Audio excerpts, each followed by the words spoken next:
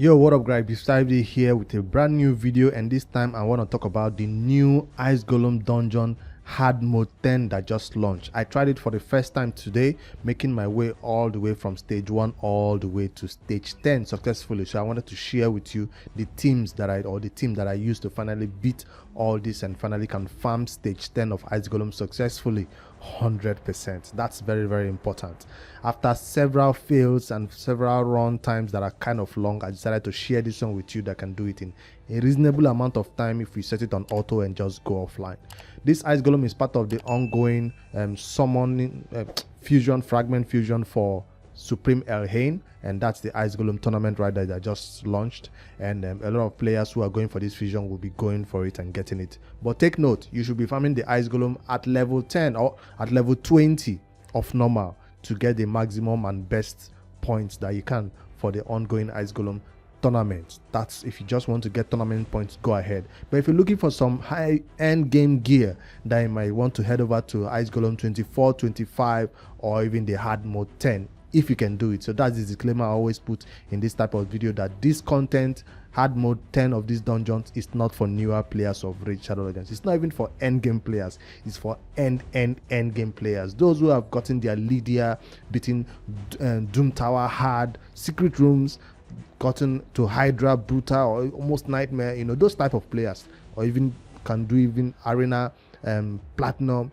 Those players have the gear to make this Ice Golem 10 possible, because this one is not all about getting the champions. Now this one requires gear, unlike the Spider and the Dragon, which we saw that you just have to get specific champions, even not maximum good gear, and you could nuke those Spider, nuke the Dragon, or survive a little bit. So the Ice Golem will prove to be challenging because it needs you to survive, and this is the team that I made it possible right here. Unlike the previous levels of the Ice Golem normal, which is susceptible to poison damage, this one does not take poison damage. So you can come here with your Frozen Banshee, with your big poison explosion teams, and just nuke this Ice Golem. No, you would regret it, because this boss takes no poison damage.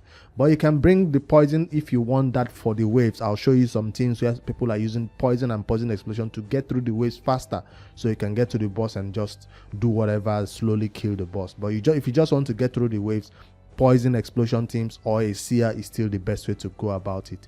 Right now in this team that you're looking at right here, I'll show you different options that you can go along with it. I'm using only one damage dealer, and that is Ninja. You also have the option to use this champion that I built. I put gear on him, everything, getting masteries on him. But the only reason why I'm not using Walking Throne Drench is because he's not yet booked for my account. So he's currently has 0 books, and to use him in this Ice Golem, it's better you book him so his skills will be available faster, including this one. That's the one I even appreciate more. AoE HP burn, fine, it cannot be resisted, so you don't need accuracy. But this one is the one I appreciate more, that equalizes the HP of all allies, because you need to be at full HP in most of this battle before the boss does his big hits. If you manage to proc his big hit, of course he's gonna do it, so don't be caught off guard with every of your champion at half HP and then he goes in for that big hit, and then you're found wanting. So that's the Ice Golem boss. You know that when you hit his damage up to a particular point at 80%, 60%, 45%, and 30%, even 15% of damage, he will retaliate with a big hit. In previous version, we could use poison to make sure we don't hit him when he crosses this threshold, and then he will not retaliate. But in this version, I'm not quite sure whether the what do you call it now, the HP burn ticking procs this 80, 60, 45, 30, because sometimes I'm expecting it to proc and it doesn't. So maybe sometimes if the HP burn ticks, it doesn't really proc it. Let me know in the comments if you know about that. So the main thing you should do at this boss when you come to him is kill his side arts. This is not one of those bosses where you can just come target the boss and just no. When these side arts are alive, he will ignore 50% of your defense per side arts that is alive. So you want to take down one if you can. When he hits you, he will ignore only 50%. But if you take down 2, when he hits you, he will not ignore any defense. But if you don't take down any of them, then the boss hits you with that big A2, is A2? Yeah, A3 right here. even if a passive, it's a passive, it's not even a damage, it's a retaliation. So if he hits you with this skill when his two sides are alive, you will not survive it. That's just the truth. Except you come with what? Block damage. So that's why I have this champion right here. She's best known for being the block damage champion you use for the is it Iron Twins Fortress and then in Clan Boss. But there's even a better champion that can put block damage up, and that is Helicat, right? I don't know if I have him out of my vault, but Helicat is also a champion I use for the Iron Twins Fortress, and a lot of people do use him for that content, for the other content too that requires block damage. So yes, the Ice Golem, you can use block damage to mitigate that big hit that the boss is gonna drop on you. Helicat is not out of my vault. Yeah, okay, there it is. There it is. So you can use Helicat to mitigate some of the damage that the boss is bringing up.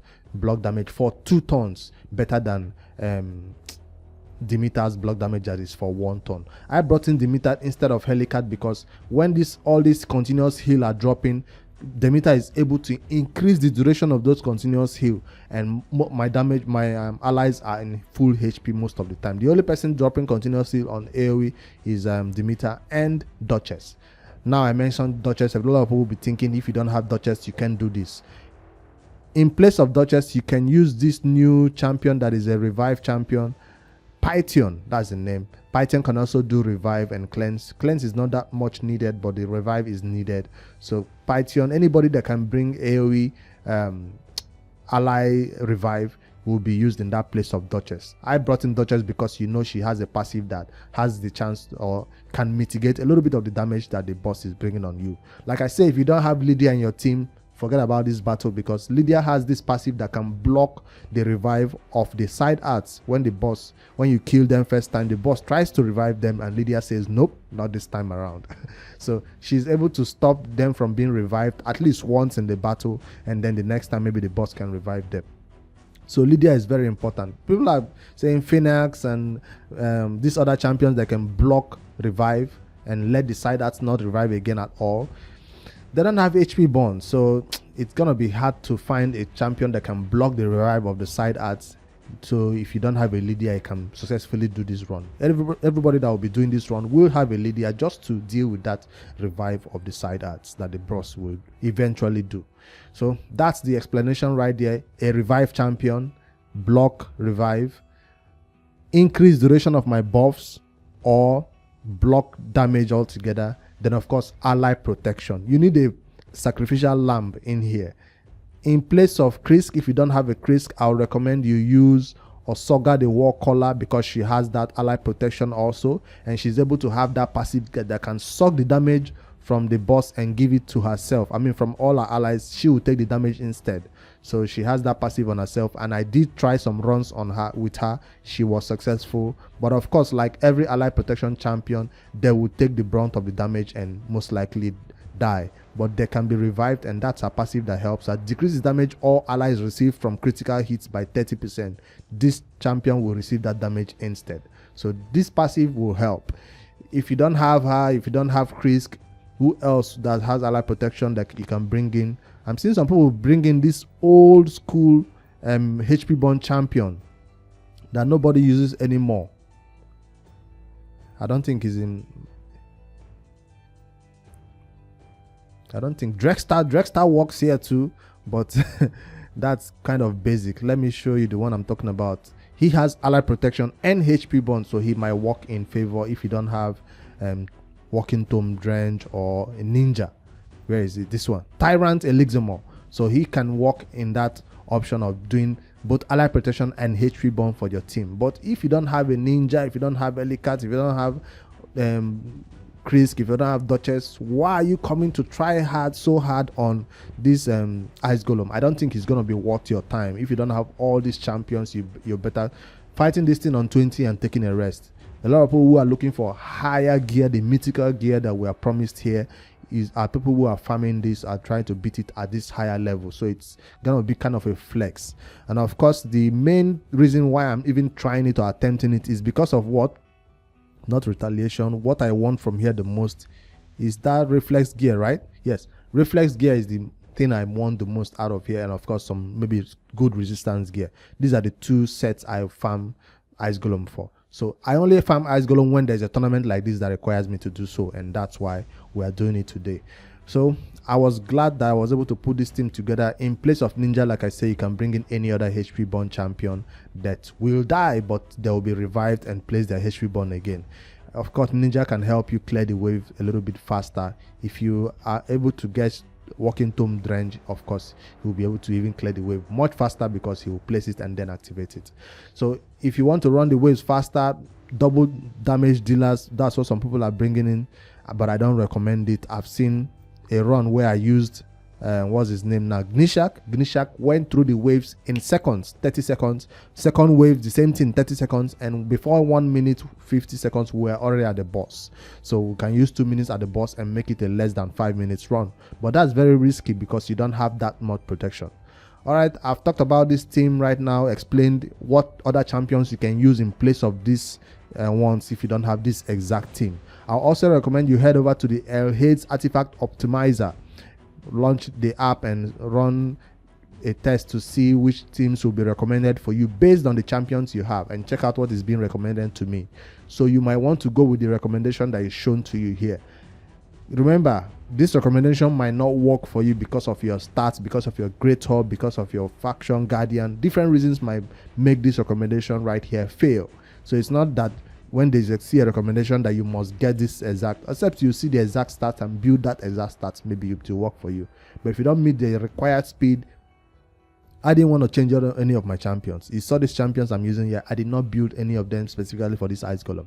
These are champions I've been using in other parts of the game. That's why they are good. But I think Mitrala will serve well because of that increased defense. Right now in my team, I don't have increased defense. I don't think so.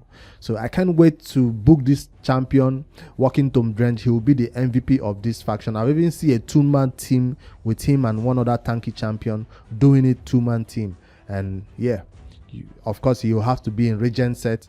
I put my own in Immortal set, but because I didn't have good Regen set. But at least it's 100k HP Walking Tomb Drench. I can't wait to do a champion guide on him specifically. Should show him in every other content besides this just Ice Golem. All right, let me run the battle. Now that I know it's a 100% success rate, I can now turn on super rate. Since initially when I was testing it, I refused to turn on super rate because I was wasting energy.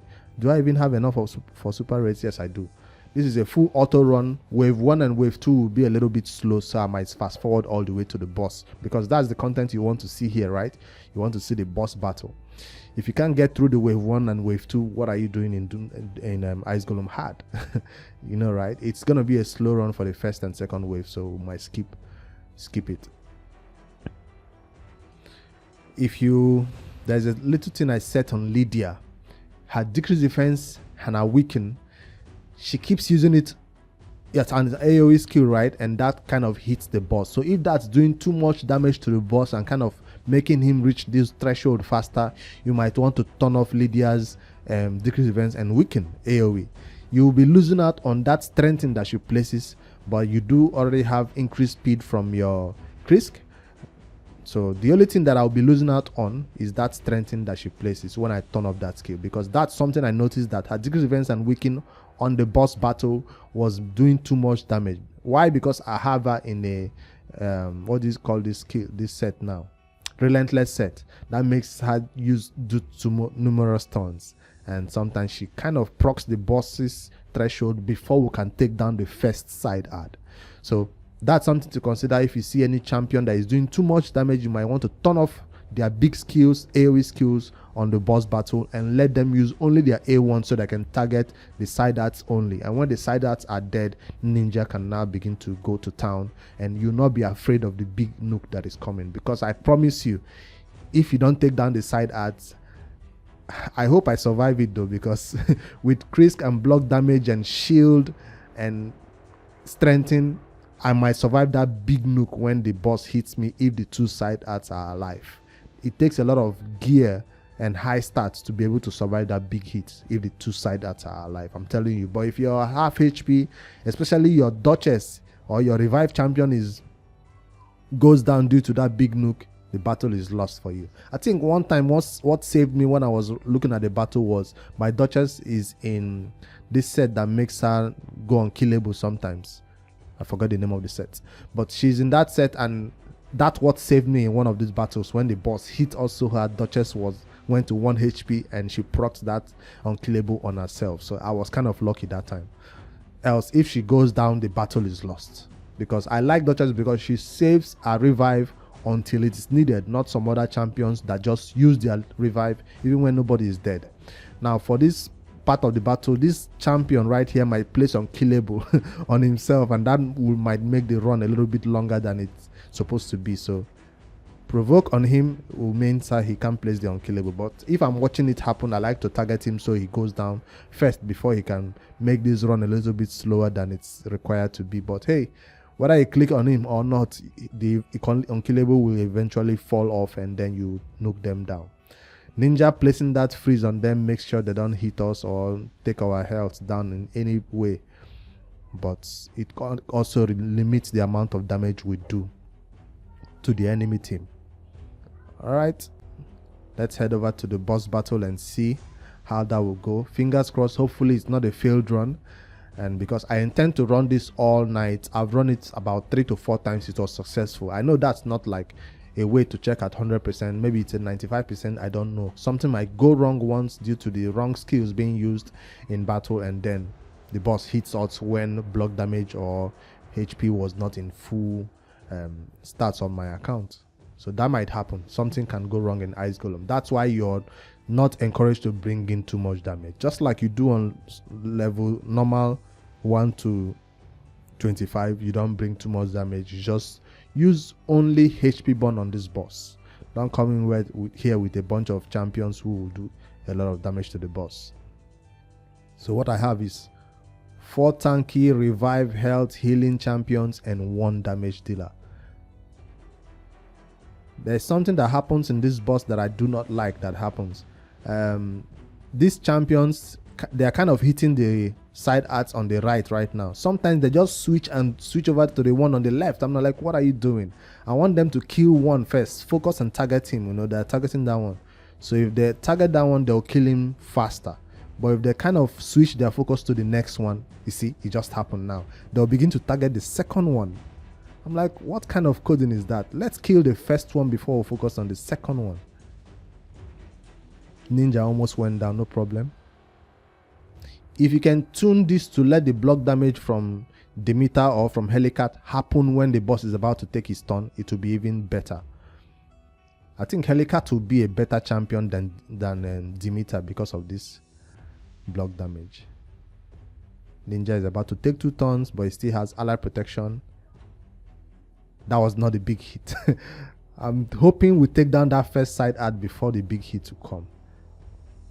We do put slow speed on the boss, so that makes him not take numerous turns and take damage on himself. Come on, let's take down the side arts. See, they're now focused on this other one. They are trying to kill the 2 side arts at the same time instead of killing one first. That kind of angers me, I'm telling you. We have block damage on ourselves. This time, 0 damage. 0, 0, 0 everywhere. I love to see it. When that block damage is just right on time.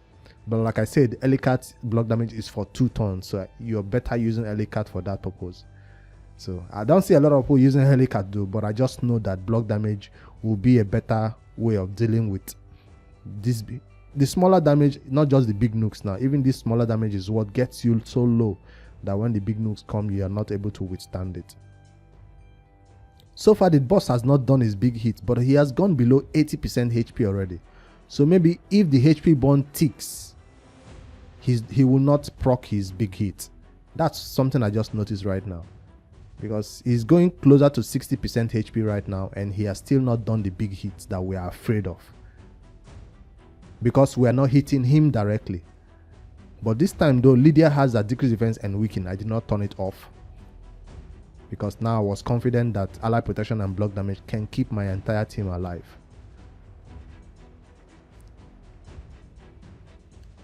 So you see the amount of damage that my ally protection champion is taking. Come on, do some ally protection more and heal to max HP. I don't want anybody to go down. because he is about to do his big hit now. I'm expecting it at 50% of his HP, because now we are hitting him directly, not just through HP bonds. So he's about to take that big hit. Ninja, boom, that's it. 0 damage all everywhere. 0 damage everywhere. You love to see it happen, man. So that's the importance of bringing block damage to this. He's doing it again. I guess I procced his retaliation. So I survived 2 big hits back to back. But hopefully I can kill the side arts before anything, because sometimes my champions will decide to not focus the side arts anymore and then begin to focus on the boss because they see that maybe he's low on HP. That's one of the things that the Ice Golem does. When he's low on HP, almost dead, the side arts, your champions just begin to target the boss instead of killing the side arts, and that kind of makes the run go risky. You see, they're beginning to target just the boss with 2 side arts alive.